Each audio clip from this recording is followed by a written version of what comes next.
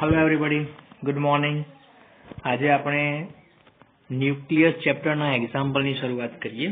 એમાં લઈએ આપણે ઉદાહરણ નંબર 13.1. બરાબર. શું કહે છે કે ભાઈ આયન લોખંડના ન્યુક્લિયસ માટે દળ આપ્યું છે 55.85 U અને એનો પરમાણુ દળાંક આપ્યો 56 આપેલ છે. તો તેના ન્યુક્લિયસની ઘનતા શોધો. જો જનરલી આપણે શું કહેતા હતા કે કોઈ પણ ન્યુક્લિયસનો જે પરમાણુ દળાંક અથવા તો પરમાણુ ક્રમાંક હોય ને એ પૂર્ણાંક સંખ્યા હોય, બરાબર. પણ દળ જે છે અપૂર્ણાંકમાં હોઈ શકે છે. તો જો એક્ઝેક્ટ દળ કેટલું છે 55.85 U છે, પણ કણની સંખ્યા અંદર કેટલી છે 56 જેટલી છે, બરાબર. તો આ રીતે ન્યુક્લિયસની ઘનતા આપણે શોધવાની છે. તો સીધી વસ્તુ છે કે ભાઈ અહીંયા આપણને લોખંડના ન્યુક્લિયસનું માસ આપેલું છે, માસ ઓફ Fe કહી શકાય. ઓકે, R0 કેટલો છે 1.2 10⁻⁻15 મીટર. R0 લઈ શકીએ આપણે. હવે ઘનતાનું સૂત્ર આપણને ખબર છે કે ભાઈ દળ ભાગ્યા કદ કહેવાય. દળ તો આપેલું છે, કદ કેટલું થાય તો ન્યુક્લિયસ એક ગોળો કહેવાય અને ગોળનું કદ કેટલું થાય 4/3 πr3.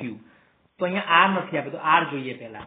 તો ત્રિજ્યા શોધવા માટેની મેથડ કઈ છે તો ન્યુક્લિયસની ત્રિજ્યાનું આપણે સૂત્ર લખીશું. કયું? R = R0 a⁻⁻1/3 હતું કે નહીં? ઓકે, એમાં R0 કોન્સ્ટન્ટ છે, એની વેલ્યુ આપી હોય કે ના આપી આપણે યાદ રહેવી જોઈએ, બરાબર. 1.2 10⁻⁻15 છે. એ કેટલો છે 56 આપેલો છે, એટલે 56 નું ઘનમૂળ મૂકી દો, બરાબર. તો કેલ્શિયમ તમે ઘનમૂળ કાઢો તો એ આવશે 3.825, બરાબર. ગુણાકાર આડ કેટલો મળ્યો તમને 4.59 × 10⁻15 મીટર મળ્યો. ઓકે, તો હવે કદનું સૂત્ર આપણે શું મૂકી જઈએ? કદનું ઇક્વેશન આપણે મૂકીશું V = 4/3 πr3, બરાબર. ઓકે, તો હવે આની અંદર તમે એવું કહી શકો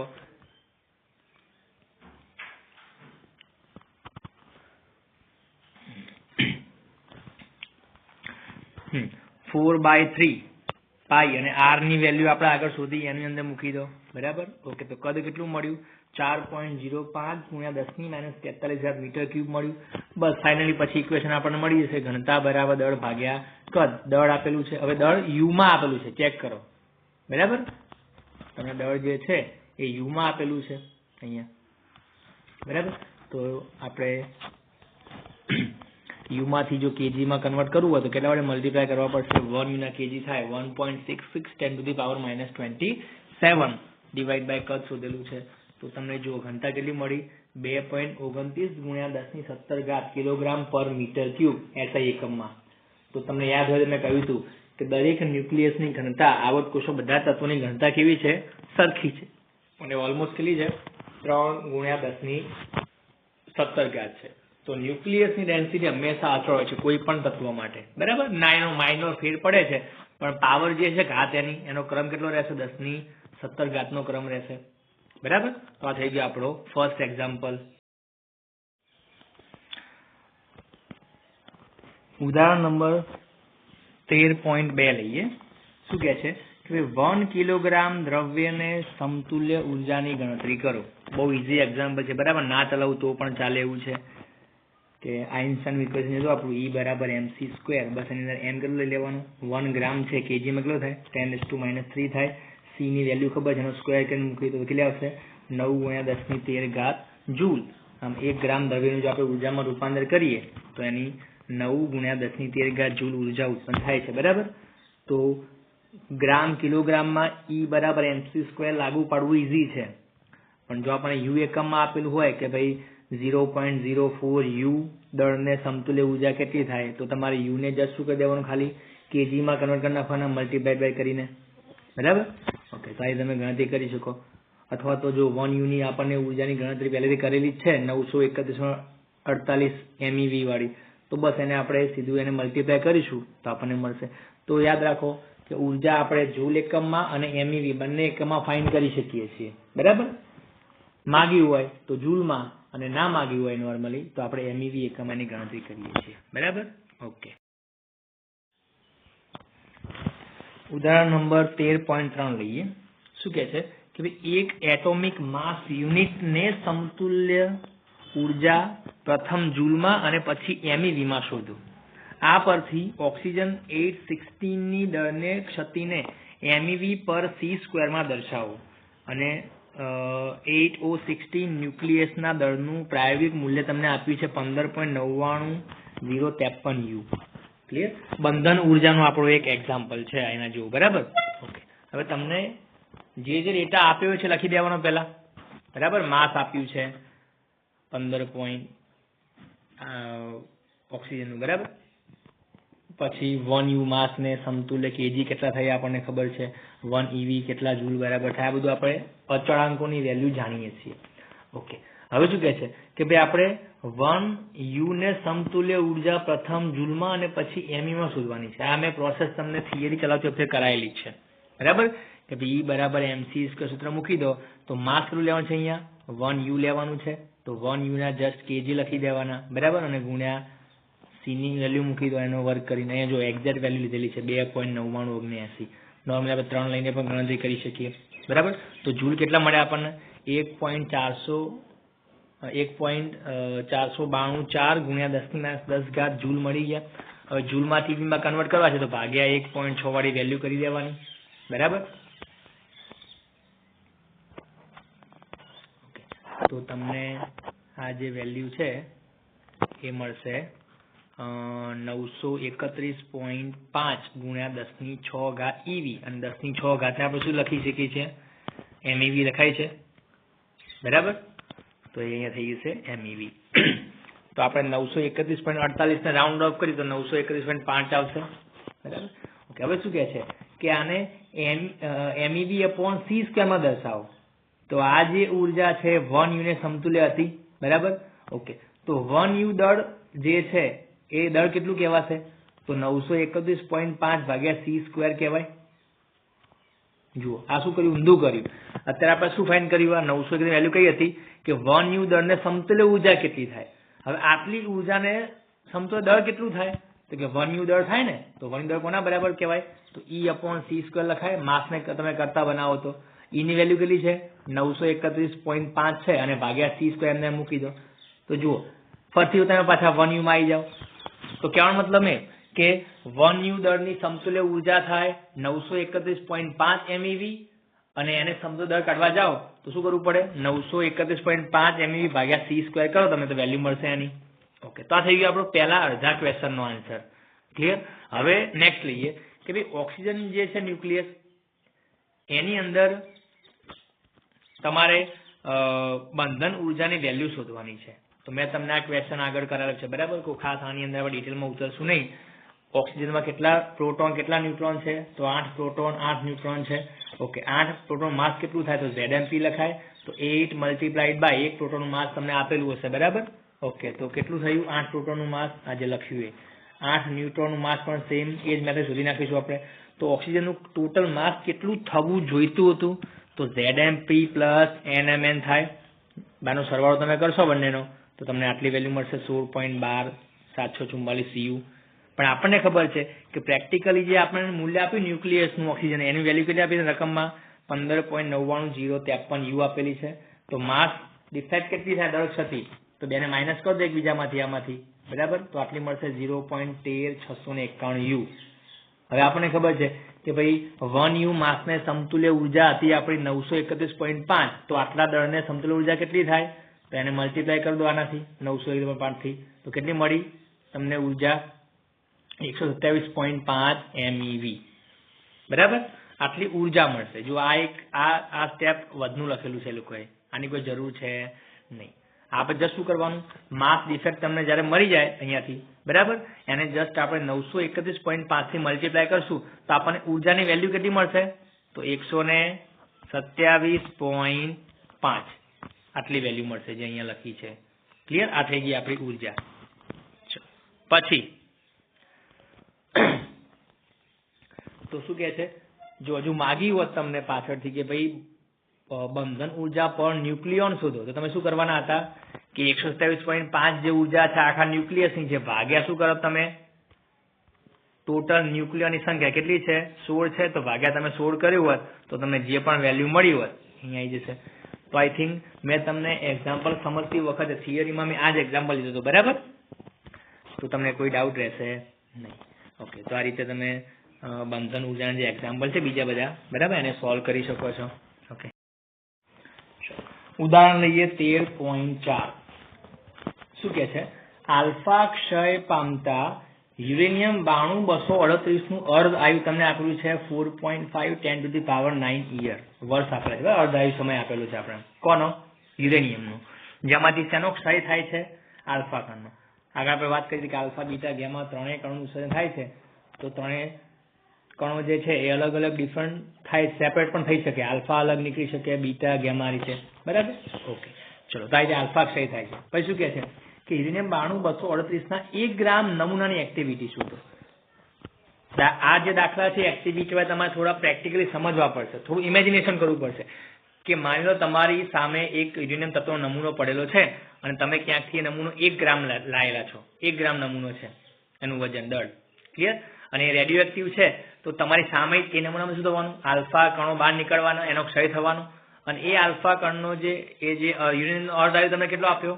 4.5 10⁹ યર. મતલબ શું? જે પણ તમે જથ્થો લાયા છો એ અડધો ક્યારે થશે? આટલા વર્ષ પછી. કેમ કે આપણે આગળ વાત કરી અર્ધાયુ કોને કહેતા હતા આપણે? કે જે સમયગાળામાં જથ્થો કેવો થાય? અડધો થાય. એટલે કે ન્યુક્લિયસની સંખ્યા જે છે ને એ અડધી થાય. ક્લિયર? તો શું કહે છે? 1 ગ્રામ નમૂનાની એક્ટિવિટી કેટલી હશે? એટલે કે એક વખતે 1 ગ્રામ નમૂનામાંથી કેટલા એની જે એક્ટિવિટી છે કેટલી હશે? તો કહેવાનો મતલબ શું કે આપણને અર્ધાયુ આપેલો છે પહેલા તો વર્ષમાં. તો એસઆઈમાં જવાબ શોધવો છે આપણે, તો પહેલા સેકન્ડમાં કન્વર્ટ કરવા પડશે. તો 1 વર્ષની સેકન્ડ કેટલી? તો દરેકના સૂત્ર યાદ હોવું જોઈએ, બરાબર. આ અચળાંક દર વખતે આપણે સૂત્ર બેસની જરૂર છે નહીં. 1 વર્ષ બરાબર 3.16 × 10⁷ સેકન્ડ થશે. આ યાદ રાખી લેવાનું. અને ના આવડે તો 1 વર્ષના દિવસ કેટલા થાય? 365. 1 દિવસના કલાક કેટલા? 24. અને 1 કલાકની સેકન્ડ કેટલી? 3600. તો 365 × 24 × 3600 કરશો તો તમને 1 વર્ષની સેકન્ડ આટલી મળી જશે, બરાબર. ઓકે, તો અર્ધ આયુ સમય આપણને સેકન્ડમાં પહેલા કન્વર્ટ કરી નાખ્યો, જે જરૂરી છે, બરાબર. પછી આવું ગેડ્રો અંકની પણ જરૂર પડશે કે ભાઈ 1 મોલ જથ્થો જો હોય તો 6.025 × 10⁻23 જેટલા પરમાણુ છે. જો 25 મતલબ 6.022 પણ લખાય છે, 6.023 પણ લખાય છે, બરાબર. તો એનો કોઈ ઇસ્યુ છે નહીં, વાંધો નહીં, અચળાંક તમે જે લો છે. તો આપણને ખબર છે કે ભાઈ 1 ગ્રામ નમૂનાની એક્ટિવિટી શોધવી છે. તો એક્ટિવિટી ઇક્વેશન કયું હતું આપણું? R = λ × n હતું. અથવા મેં જ્યારે સૂત્ર ચલાવ્યું ત્યારે મેં I પણ યુઝ કર્યો એક્ટિવિટીનો સિમ્બોલ. તો I બરાબર -λ, તો માઇનસ આપણે આવું ગણીએ તો I = λ × n. ક્લિયર? હવે સૂત્રમાં જુઓ, કોની કિંમત તમારે શોધવી છે? R ની, એક્ટિવિટીની. શું જોઈએ એના માટે તમારે?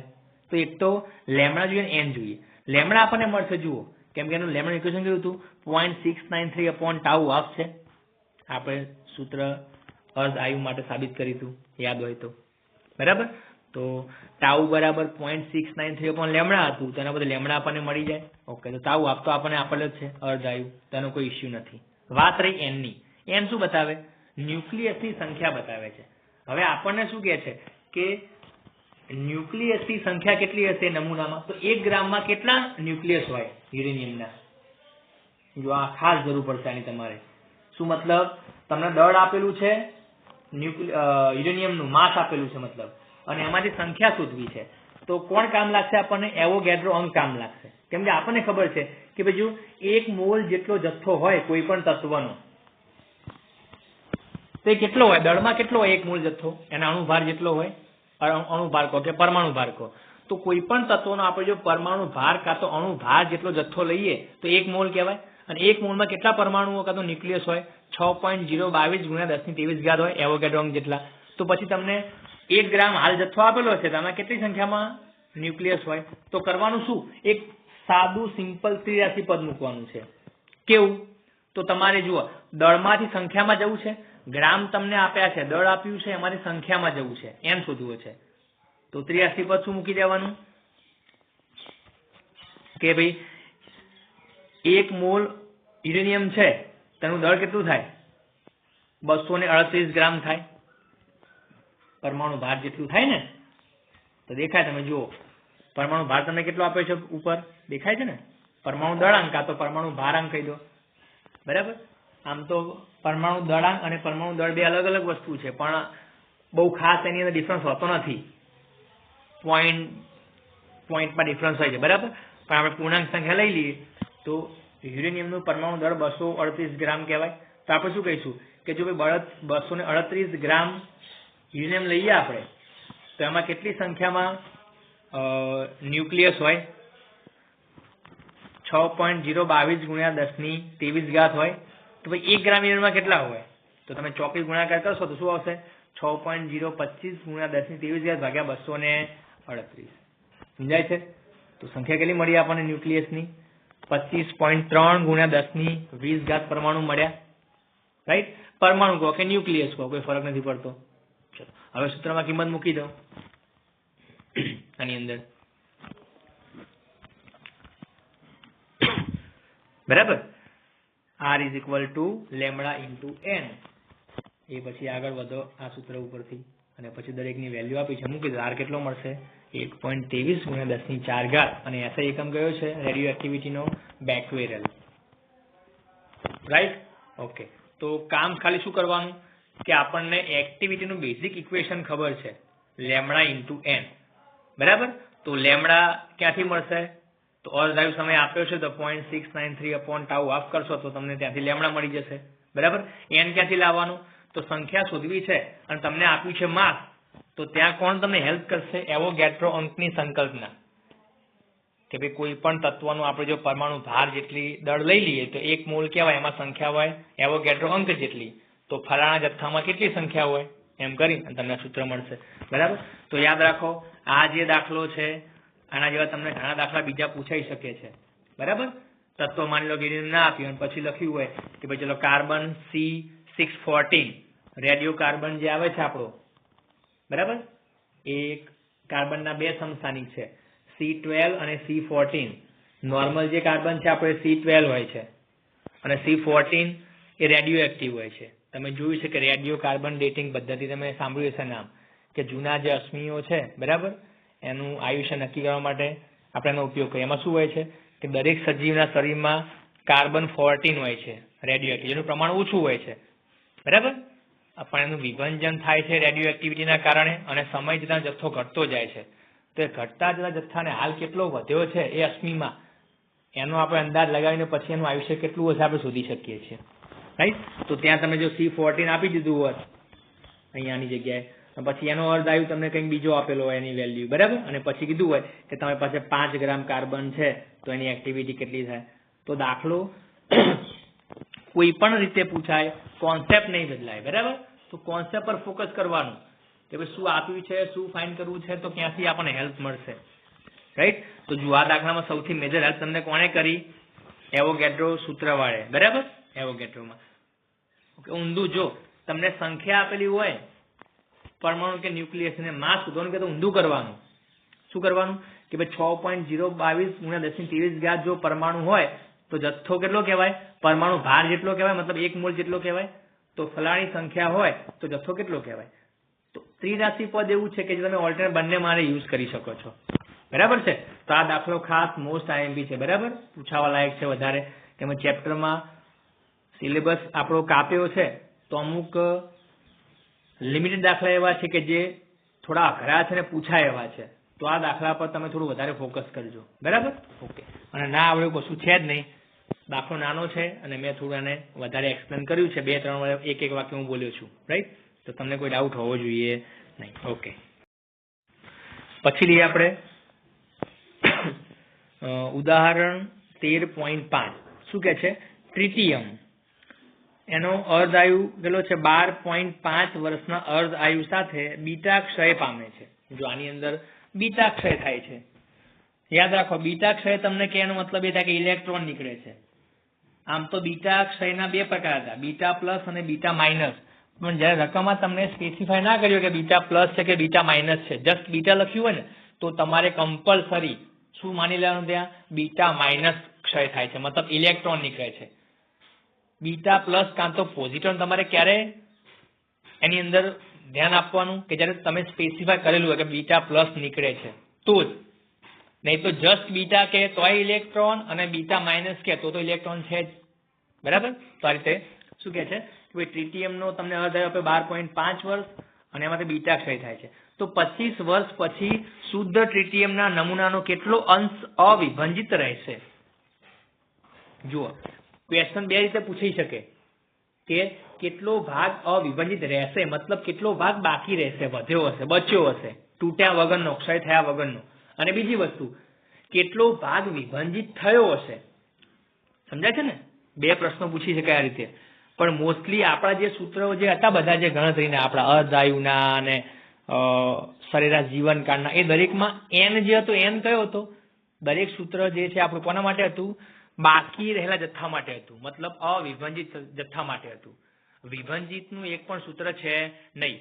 તો તમારે શું કરવાનું? જો વિભાજિત જથ્થો માગ્યો હોય તો પહેલા શું ફાઇન્ડ કરવાનું કે ભાઈ કેટલો બચ્યો હશે, અવિભાજિત કેટલો બચ્યો હશે, અને પછી એને ટોટલ જથ્થામાંથી માઇનસ કરી દો શરૂઆતના, તો તમને શું મળશે? ક્ષય પામેલ જથ્થો, મતલબ કે વિભાજિત પામેલ જથ્થો મળશે. જો આ તમને કોન્સેપ્ટ સમજાવું છું કે ભાઈ આવો દાખલો પણ પૂછાઈ શકે છે. બરાબર. તો હાલ તમને શું ફાઇન્ડ કરવું છે? અવિભાજિત જથ્થો શોધવો છે. તો આ દાખલો ઈઝી રહેશે કેમ કે આપણા જે સૂત્રો છે બધા આના માટે જ છે. ઓકે. તો પહેલું કામ એ જુઓ કે ટાઉ હાફ આપ્યો તમને 12.5 વર્ષ આપ્યો અને શોધવાનો છે કેટલા વર્ષ પછી? 25 વર્ષ પછી, મતલબ ટાઈમ આપેલો છે તમે ટી 25 વર્ષ. ક્લિયર? તો મેં તમને કહ્યું હતું કે આપણે સૂત્ર કયું એપ્લાય કરીશું? જો આ દાખલામાં એ સૂત્ર ના બે સ્ટેપમાં એને ડિવાઈડ કરેલું છે અલગ અલગ. બરાબર. પણ હું તમને સીધું જ કહી દઉં કે આપણે સૂત્ર કયું એપ્લાય કરતા હતા? n/n0 આ બાજુ હતું અને સામે શું હતું? 1/2 ની n ઘાત હતી આ રીતે, n ઘાત. અને n કોના બરાબર હતો? t/τ હાફ બરાબર. તો આપણે આ રીતે અલગ અલગ ગણતરી નહીં કરવાની, એક જ સૂત્રમાં કિંમત મૂકી દેવાની. બરાબર છે? ઓકે. તો n/n0 ફેક્ટર એ ગુણોત્તર શું બતાવે છે?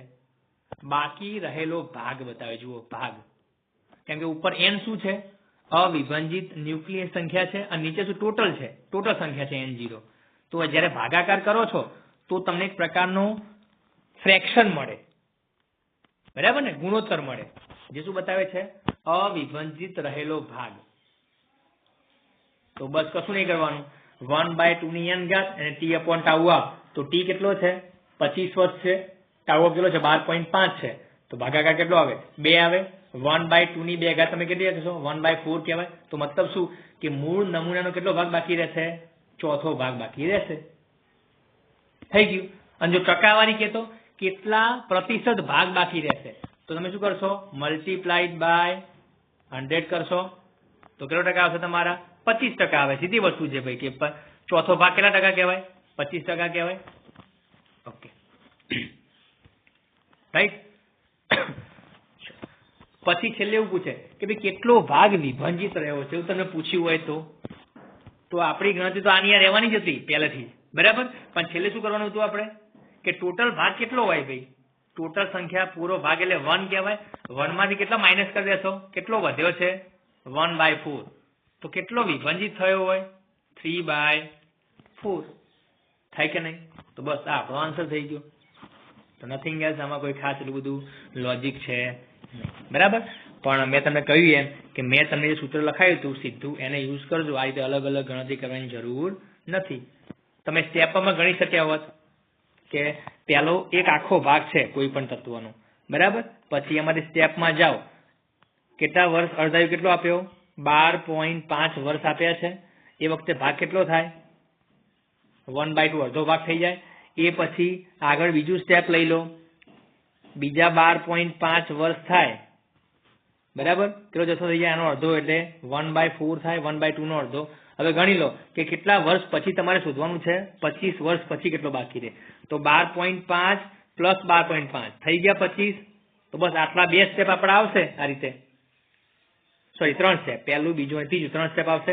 અને છેલ્લે જોઈ લેવાનું કેટલો ભાગ બાકી રહ્યો? 1/4. તો સ્ટેપમાં પણ આન્સર આવી શકે. પણ સ્ટેપમાં તમે ગણો તો એ કંઈ આપણું ફિઝિક્સ જેવું લાગે નહીં. કોઈ મેથેમેટિકલ સ્ટેપ લાગશે નહીં તમને આવા. બરાબર. તો બેટર છે કે આપણે સૂત્રથી ગણી નાખીને પણ ઇઝી છે. ઓકે. તો આ થઈ ગયો આપણો એક્ઝામ્પલ 13.5. હવે લઈએ આપણે સ્વાધ્યાયનો 13.1.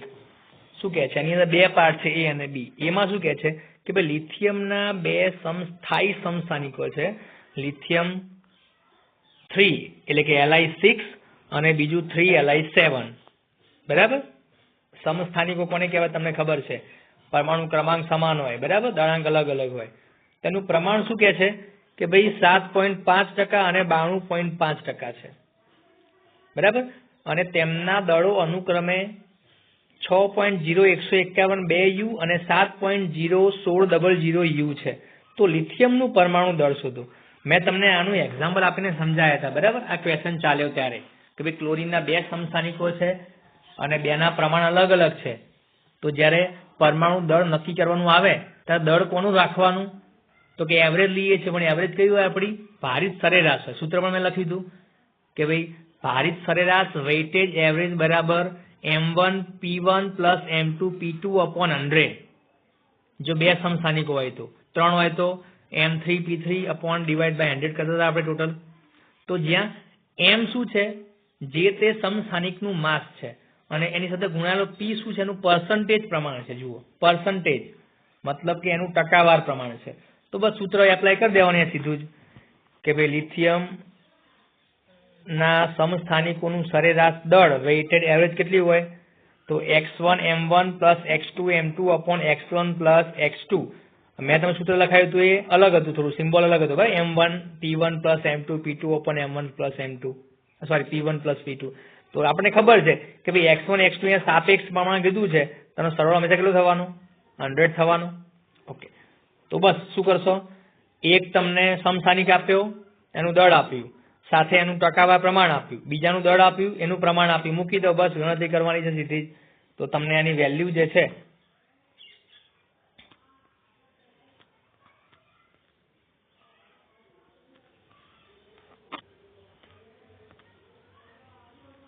કેટલી મળશે,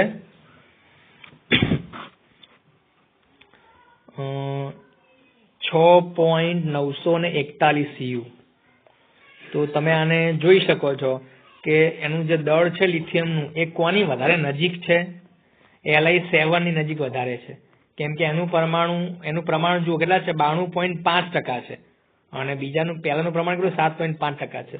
તો ઓબ્વિયસલી જેનું પ્રમાણ વધુ એની તરફ વધારે એવરેજ આવશે આપણી એ તરફ, આ સેન્ટર ઓફ માસ જેવું છે, બરાબર ને, જેનું માસ વધારે એ બાજુ સેન્ટર ઓફ માસ ખેંચાશે.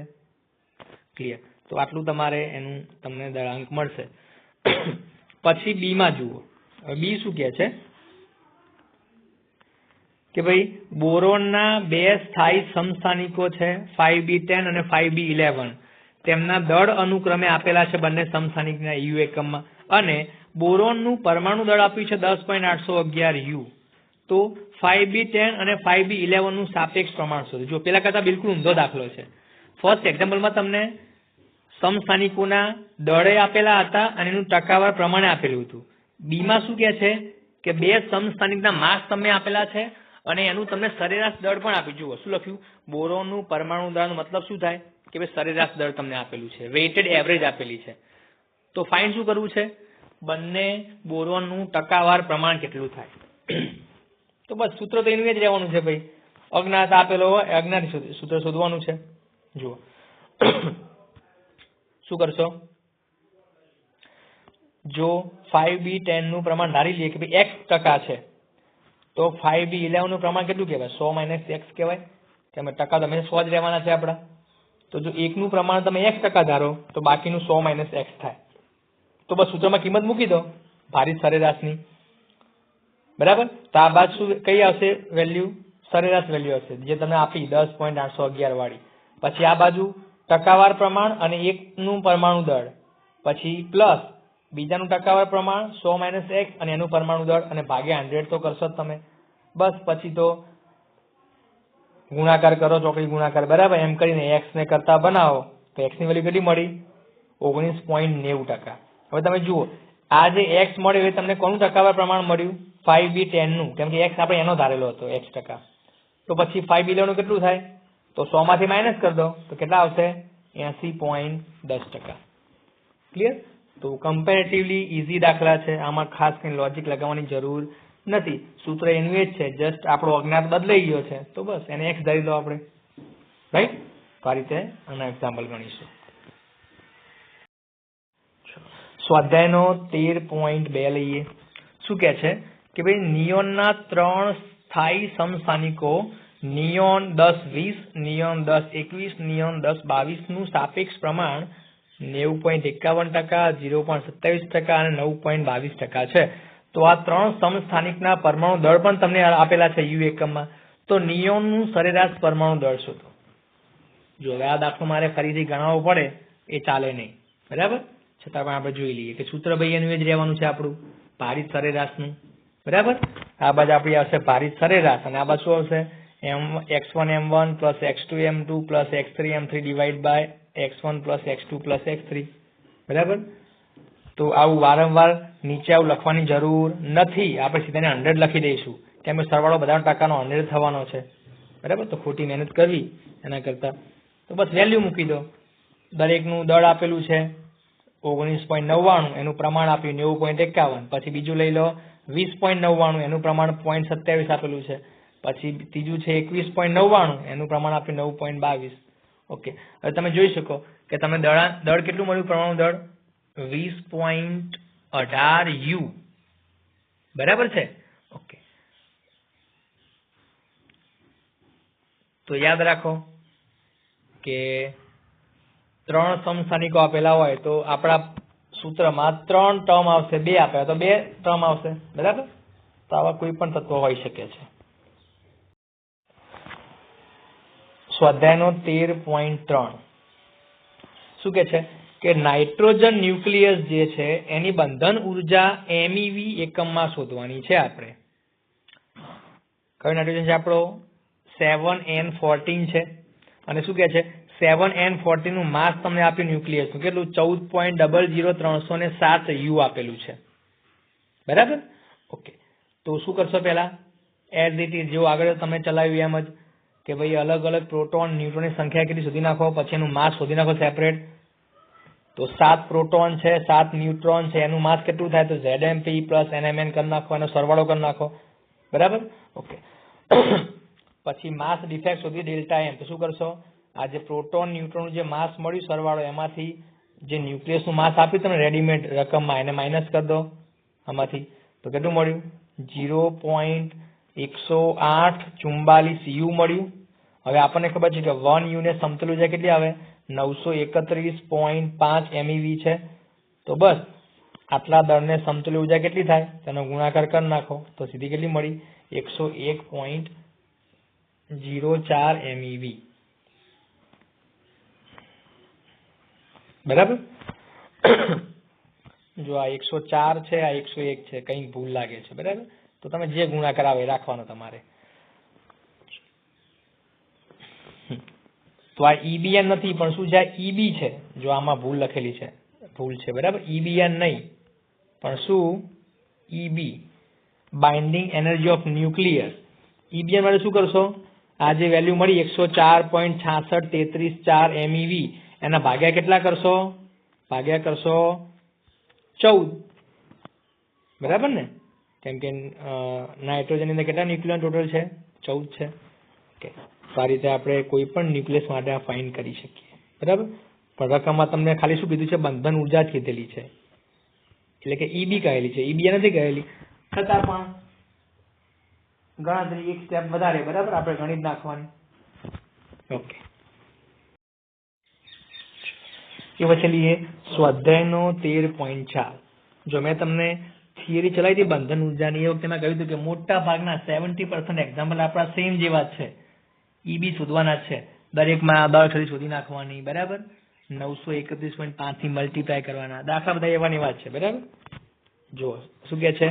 નીચેની વિગતો પરથી Fe 2656 અને બિસ્મથ 83-209 ન્યુક્લિયસની બંધન ઉર્જા MeV એકમમાં શોધો.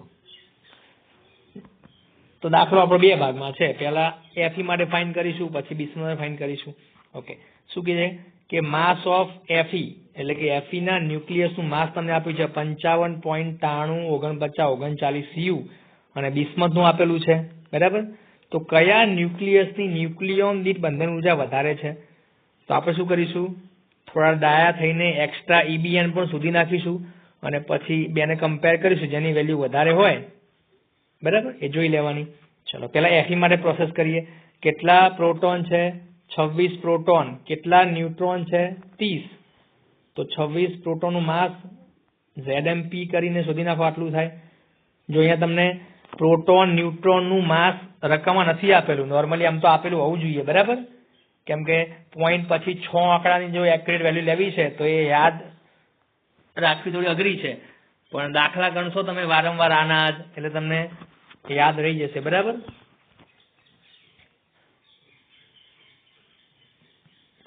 તો આ રીતે આ વેલ્યુ તમે જો નથી આપી તો તમે એને યાદ રાખી લેજો. તો 26 પ્રોટોન 30 ન્યુટ્રોનનું દળ જે છે એ આ પ્રમાણે આપેલું છે. અને Fe ના ન્યુક્લિયસનું માસ અહીંયા આપેલું છે રેડીમેડ. તો ડેલ્ટા M કેટલો થાય?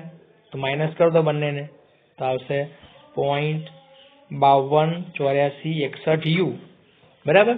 આટલી માસ ડિફેક્ટ છે અને સમતુલ્ય ઉર્જા કેટલી થાય? તો મલ્ટીપ્લાઈડ બાય કેટલા કરશો? 931.5 MeV કરશો તો કેટલી મળી? 492.26 MeV. હવે EBN કેટલી થાય એની? તો કે EB/A થાય. EB છે 492.26 અને ભાગ્યા A કેટલો છે? 56 છે. તો વેલ્યુ કેટલી મળી? 8.79 MeV બરાબર. એક કામ આપણું પૂરું થઈ ગયું અડધું. હવે એ જ પ્રમાણે બિસ્મથની વાત કરો તો બિસ્મથમાં 83 પ્રોટોન છે અને 126 ન્યુટ્રોન છે. એનું માસ તમે શોધી નાખો આ રીતે આગળની જેમ જ. પછી બિસ્મથના ન્યુક્લિયસનું માસ તમને આપેલું છે, તો આ જે પ્રોટોન ન્યુટ્રોનનું માસ છે એમાંથી આ માસને માઇનસ કરી દો, તો એનું દર સુધી કેટલી મળી? 1.70877 U. યાદ રાખો કેલ્સીમાં તમે જ્યારે ડિજિટ એન્ટર કરો છો તો પરફેક્ટલી બધા ડિજિટ એન્ટર કરવાના છે. રકમમાં તમને પોઈન્ટ પછી જેટલા પણ આંકડા આપેલા છે બધા એન્ટર કરવાના છે. જો તમે આળસ કરી અને 2-3 આંકડા લખીને પછી રાઉન્ડ ઓફ કરીને જવા દીધું તો તમને એક્ઝેક્ટ આન્સર નહીં મળે બરાબર. પણ આ દાખલા જે છે આપણે એની અંદર તમારે ધ્યાન રાખવાનું છે કે મોસ્ટલી માસ લગભગ બધા સરખા છે, બસ પોઈન્ટ પછી ત્રીજા કે ચોથા આંકડે ડિફરન્સ આવે છે. બાકી સ્ટાર્ટિંગમાં તો તમે 2 આંકડા લખશો ને 3 આંકડા તો એ તો લગભગ બધા સરખા જ આવશે.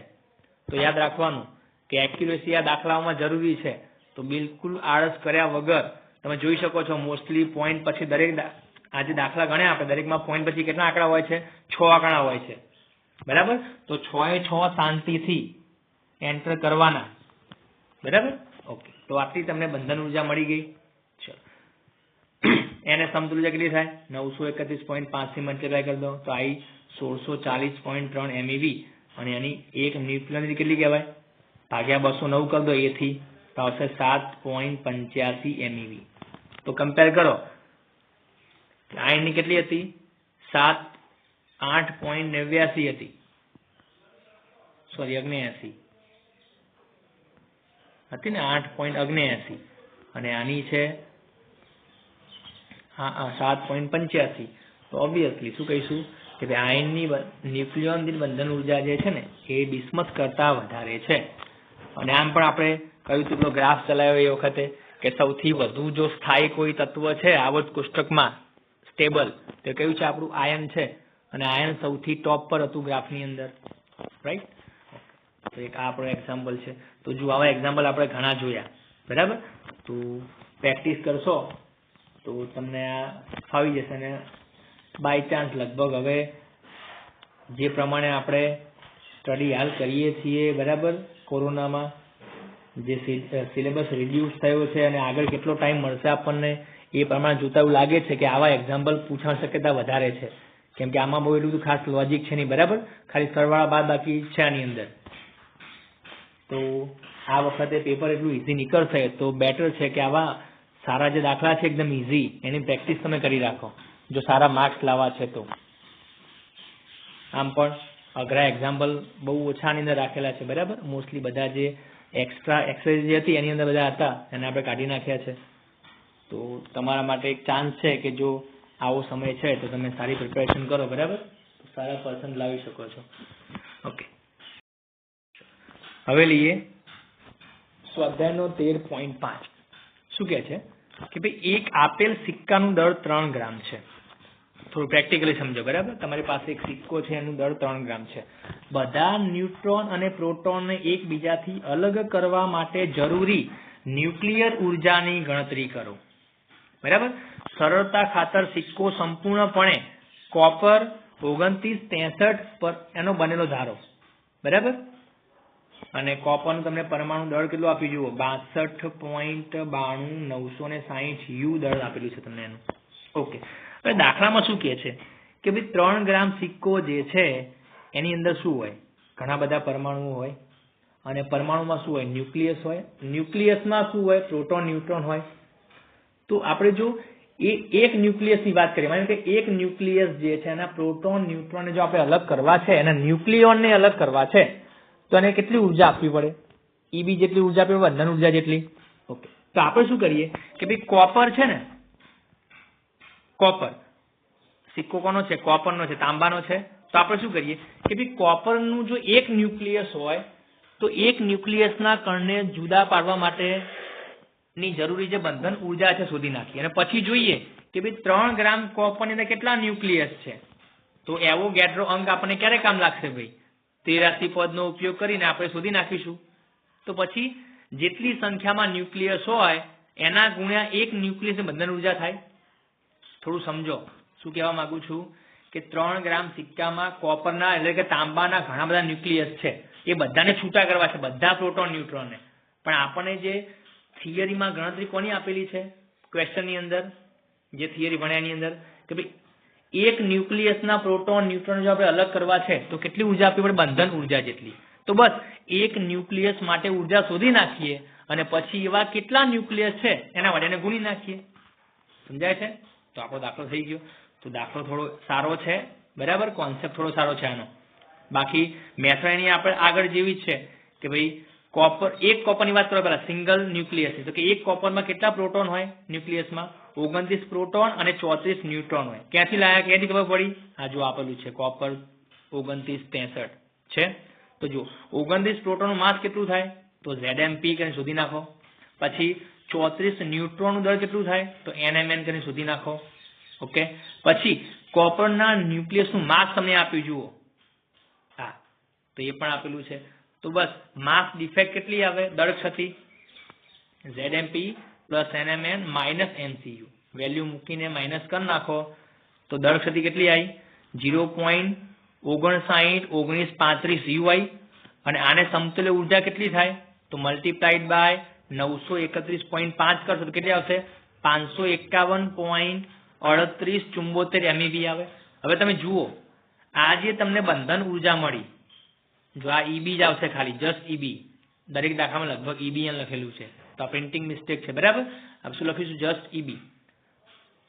તો આ જે તમને 551.3874 MeV બંધન ઉર્જા મળી એ કોની છે ભાઈ, એક ન્યુક્લિયસની છે કોપરના. પણ અહીંયા આપણને એક ન્યુક્લિયસ નથી આપ્યું, પણ શું આપ્યું છે, 3 ગ્રામ સિક્કા આપેલા, 3 ગ્રામ સિક્કાનું માસ છે. તો ભાઈ 3 ગ્રામમાં કેટલા ન્યુક્લિયસ હોય, તો આપણને ખબર છે કે ભાઈ 6.022 ગુણ્યા 1023 ન્યુક્લિયસ જે છે એ કેટલા ગ્રામમાં હોય, એના પરમાણુ ભાર જેટલા ગ્રામમાં. તો કોપરનો પરમાણુ ભાર કેટલો છે, 63 ગ્રામ લખાય. તો આપણે શું કહીશું કે ભાઈ 63 ગ્રામ કોપરમાં સંખ્યા કેટલી ન્યુક્લિયસની કાં તો પરમાણુની, 6.023 ગુણ્યા 1023 છે. તો 3 ગ્રામ કોપરમાં કેટલી સંખ્યા, જો ફરી પાછું આગળ જે મેં કહ્યું હતું ને એ જ કોન્સેપ્ટ આવી ગયો એવોગાડ્રોનો, કે અહીંયા તમે દળ આપ્યું છે અને સંખ્યા શોધવાની છે. તો કે પરમાણુ ભાર જેટલા દળમાં આ એવોગાડ્રો અંક જેટલી સંખ્યા છે, તો 3 ગ્રામમાં કેટલી સંખ્યા છે, તો તમે જો સંખ્યા મળી ગઈ ન્યુક્લિયસની 0.2868 ગુણ્યા 1023. તો પરમાણુની સંખ્યા કહો કે પછી ન્યુક્લિયસની સંખ્યા કહો, બંને સરખી જ છે, કેમ કે એક પરમાણુમાં એક ન્યુક્લિયસ હોય તો જેટલા પરમાણુ એટલા ન્યુક્લિયસ હશે. સમજાય છે? ઓકે.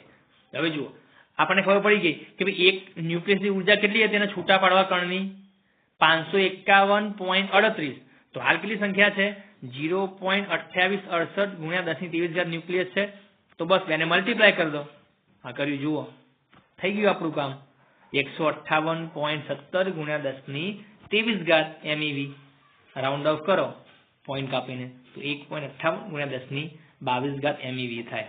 અને જો આ ઉર્જા કેટલી છે જો તમારે પ્રેક્ટિકલી સમજવી છે જૂલ એકમમાં તો શું કરશો, MeV ના જૂલ કેટલા થાય તો મિલિયનના પહેલા શું કરશો 10⁶ થી ગુણશો અને પછી EV ને જૂલમાં માટે 1.6 × 10⁻⁻19 કરશો તો આ થઈ ગઈ કયા એકમમાં, જૂલ એકમમાં. બરાબર. તો ફાઇનલ આન્સર કેટલો મળ્યો આપણને 2.53 × 10⁻12 જૂલ. જુઓ 10⁻12 જૂલ છે. આપણે ખૂબ વધારે ઉર્જા આપવી પડે છે. સમજાય છે? તો આ કોન્સેપ્ટ થોડો સારો છે કે તમને એક ન્યુક્લિયસથી બંધન ઉર્જા નહીં પણ 3 ગ્રામ સિક્કાની વાત કરેલી છે. તો પહેલા શું કરવું પડશે, as it is routine method કે એક ન્યુક્લિયસની બંધન ઉર્જા કેટલી હોય શોધવાની, એ શોધી નાખો અને પછી જે ધાતુનો સિક્કો કીધો જેટલા ગ્રામનો, બસ અમે એવોગેડ્રોનો ઉપયોગ કરીને આગળ વધો. બરાબર. તો આ દાખલો આપણો સ્વાધ્યાયનો 13.5